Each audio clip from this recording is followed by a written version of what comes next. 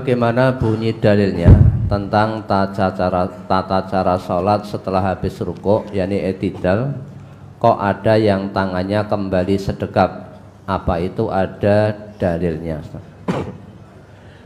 Riwayat Muslim juz 1 halaman 293 nomor 28 disebutkan an Abi Hurairah, dari Abu Hurairah radhiyallahu an, ia berkata, kana Rasulullah sallallahu alaihi wasallam, adalah Rasulullah sallallahu alaihi wasallam, idza qama ila sholati yukabbiru hina yaqumu, apabila beliau hendak memulai sholat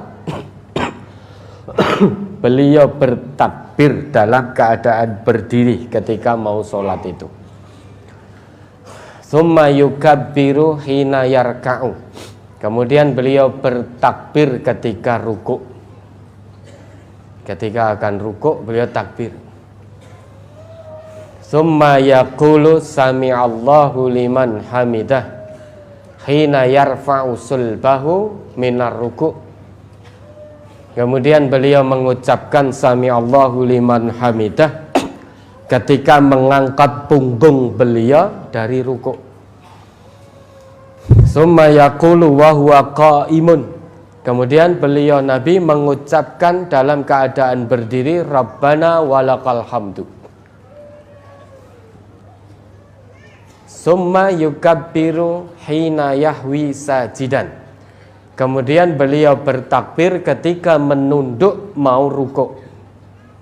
Summa yukabbiru hina yarfa'u ra'sahu, kemudian beliau bertakbir ketika mengangkat kepala beliau dari rukuk, dari sujud. Summa yukabbiru hina yasjudu, kemudian beliau bertakbir ketika sujud, yaitu yang kedua. Summa yukabbiru hina yarfa'u ra'sahu, kemudian beliau bertakbir lagi ketika mengangkat kepala beliau dari sujud.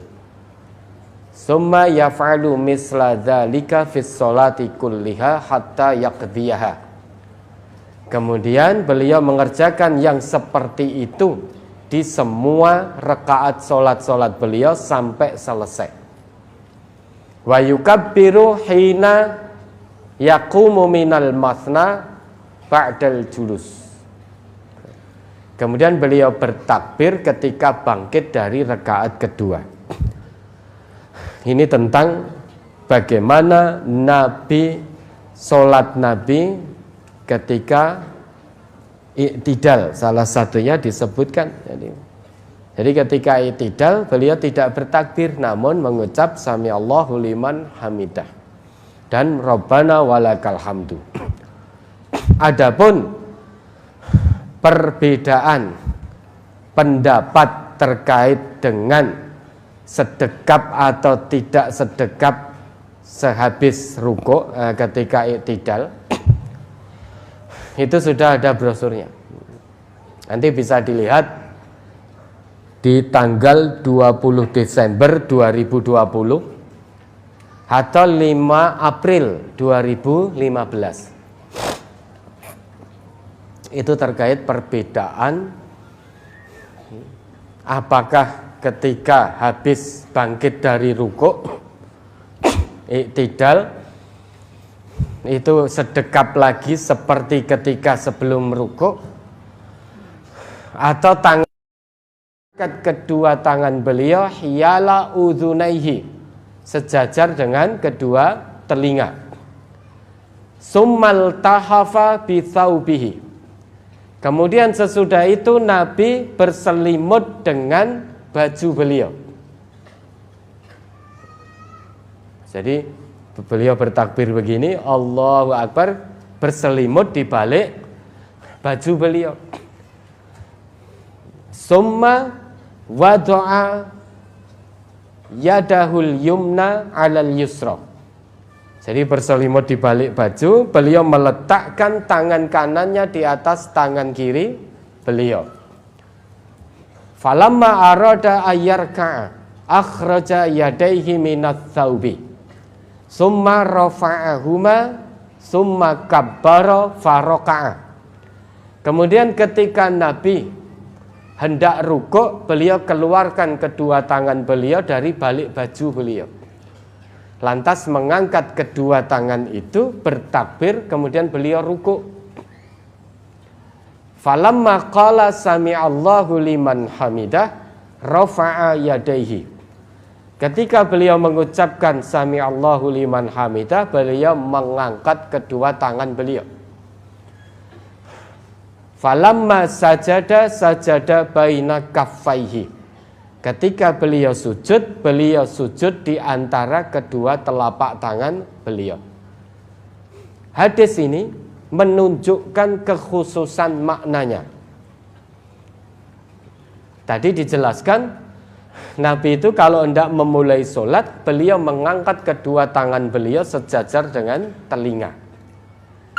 Kemudian sesudah itu meletakkan tangan kanan di atas tangan kiri. Jadi bersedekat dengan meletakkan tangan kanan di atas tangan kiri di atas dada, itu dimulai sejak takbiratul ihram. Ketika mau rukuk, falamma arada ayyarka'a rafa'a akhraja yadayhi minats tsaubi summa rafa'ahuma summa kabbara faraka'a. Ketika beliau Nabi hendak rukuk, beliau keluarkan kedua tangan dari baju, kemudian angkat kedua tangan itu, lantas bertakbir, kemudian rukuk. Sesudah rukuk tidak dijelaskan, tidak ada penjelasan di mana harus meletakkan tangan. Karena maknanya ini khusus, maka sesudah rukuk tangan dilepaskan kembali sama persis ketika belum memulai takbiratul ihram. Ini pendapat kedua. Namun demikian, pendapat pertama kembali mengajukan dalil. Dalil yang dipakai salah satunya hadis riwayat Ahmad juz 6 halaman 478. Nomor hadis 18.893. Hadis dari Wa'il bin Hujr. An Wa'il bin Hujrin. Ra'aitu Rasulullah sallallahu alaihi wasallam hina kabbara rafa'a yadaihi hidha'a udhunaihi. Summa hina raka'a. Aku melihat Nabi bertakbir. Ketika beliau bertakbir, beliau mengangkat kedua tangan beliau sejajar dengan kedua telinga. Kemudian aku juga melihat beliau bertakbir dengan mengangkat kedua tangan beliau ketika hendak rukuk. Dan aku melihat beliau mengangkat kedua tangan beliau ketika mengucap sami'allahu liman hamidah. Wa ra'aituhu mumsikan biyaminihi ala shimalihi fis sholati. Dan aku melihat Nabi memegang tangan kiri beliau dengan tangan kanan beliau dalam sholat. Kalau hadis dipotong seperti ini memang seolah-olah Nabi itu ketika habis rukuk beliau kembali bersedekap. Kalau hadisnya dipotong seperti ini, wa ra'aituhu mumsikan biyaminihi ala shimalihi fis sholat. Titik. Kalau hanya sampai sini sebagaimana yang diajukan oleh kelompok pertama tadi, maka seolah-olah Nabi habis dari rukuk bangkit, seolah-olah Nabi kemudian bersedekap lagi. Padahal bunyi lengkap hadisnya itu masih ada lanjutannya. Masih ada lanjutannya. Falamma jalasa halaqa bil wusta wal ibhami wa asyara bis sababati wa wada'a yadahul yumna ala fakhidihil yumna wa yadahul yusra ala fakhidihil yusra. Nabi ketika duduk, beliau melingkarkan halaqa bil wusta wal ibhami, jari tengah dengan ibu jari. Wa asyara bis sababati. Kemudian Nabi berisyarat dengan jari telunjuk beliau. Sehingga di hadis itu Wa'il bin Hujr itu hendak menjelaskan, hendak menceritakan bagaimana sholatnya Nabi. Bahkan hadis itu riwayat Ahmad tadi tidak dijelaskan sedekap dulu sebelum rukuk. Hadis itu tidak menjelaskan tata cara bersedekap dulu sebelum rukuk, tetapi Wa'il bin Hujr menceritakan apa yang dilihat dari sholatnya Nabi. Dan kata wara'aituhu mumsikan itu yang digunakan adalah wawu. Wawu itu artinya dan. Kecuali kalau hadis itu menggunakan summa ra'aituhu mumsikan biyaminihi ala shimalihi fis sholat. Summa itu artinya kemudian, maka bisa dimaknai kalau habis rukuk Nabi sedekap lagi jika hadis itu menggunakan summa. Tetapi Nabi bersabda di hadis itu dengan wawu wa ra'aituhu. Makanya bagi pendapat kedua, hadis itu tidak berhenti sampai wa ra'aituhu mumsikan biyaminihi ala shimalihi fis sholat, ada lanjutannya sampai akhir. Sehingga Wa'il bin Hujr ingin menceritakan bagaimana tata cara sholat Nabi. Kemudian ada hadis lain lagi riwayat Ahmad juga, halaman juz 6 halaman 475, nomor hadis 18.877. Hadis dari Wa'il al-Hadrami. An Wa'il al-Hadrami, shallaitu khalfa Rasulillah sallallahu alaihi wasallam fakabbara hina dakhala wa rafa'a yadayhi. Aku sholat di belakang Nabi, maka Nabi bertakbir ketika akan memulai sholat. Wa rafa'a yadayhi, dan beliau mengangkat kedua tangan beliau. Wa hina arada ayyarka, beliau melakukan yang demikian juga ketika beliau akan rukuk. Rafa'a yadayhi, mengangkat kedua tangan beliau. Wa hina rafa'a ra'sahu minar rukuk, ketika bangkit dari rukuk beliau juga rafa'a yadayhi, mengangkat kedua tangan beliau. Wa wada'a kaffaihi, dan beliau meletakkan kedua telapak tangan beliau. Ini juga dihentikan sampai di sini. Kalau hadis ini berhenti sampai di sini,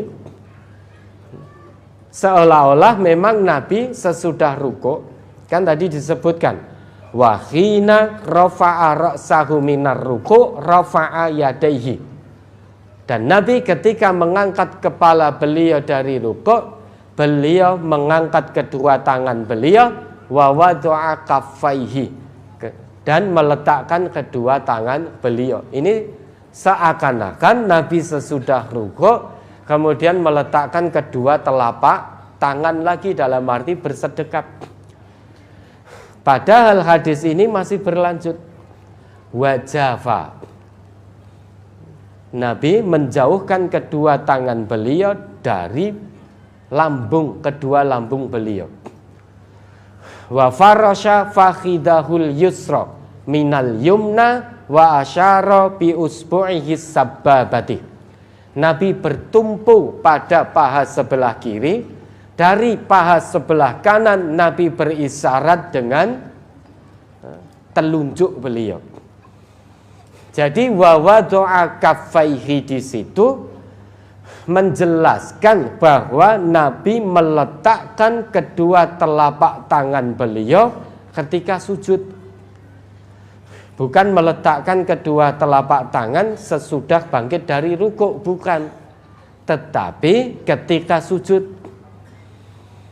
Pemaknaan wa wada'a kaffaihi ini meletakkan kedua telapak tangan beliau ini saat sujud, ini sejalan dengan apa yang ditunjukkan oleh hadis yang diriwayatkan oleh Al-Imam At-Tirmidzi juz 1 halaman 169, nomor hadis 269.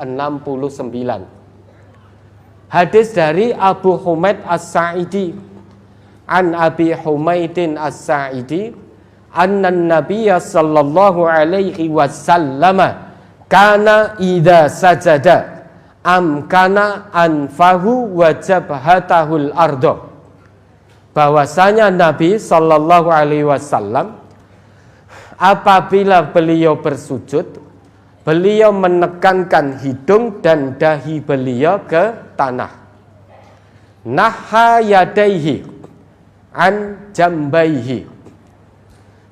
Beliau menjauhkan kedua tangan beliau dari kedua lambung beliau saat sujud.